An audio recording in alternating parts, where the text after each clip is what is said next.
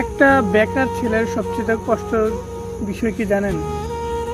যখন আপনি কোনো কিছু করতে যাবেন, ঘর থেকে একটু সহযোগিতা চাইবেন বা ঘর থেকে পরামর্শ চাইবেন, তখন আপনাকে এমন কথা বলবে যা মেনে নিতে পারবেন না। তখন আপনার মনে হয় আপনার রক্ত গড়া মাংস না আপনি, তখন আপনার শরীরের মধ্যে কোনো জিদ আসবে না, কোনো চেতনা আসবে না, কারণ যে ঘরের মানুষ এই কথা বলছে। যদি কিছু বলেন যে আমি এটা করবো, তো তুই কি এটা পারবি বা তুই এটা করবি, তোর কি তোরা দেখে এটা হইব? ভাই, এটা সবচেয়ে কষ্টের বিষয়, এটা সবচেয়ে দুঃখের বিষয় যে ঘরের মানুষ যদি, আপন লোকেরা যদি এই কথা বলে যে তোর এদিকে এটা হইব, তুই করলে তো এটা লস খাবি। সারা বছর কিছু খরচ না, এটা করতে গেলে তো টাকা দিয়ে লস হবে। এই জিনিসটা ভাই সবচেয়ে দুঃখজনক, কষ্টের বিষয়।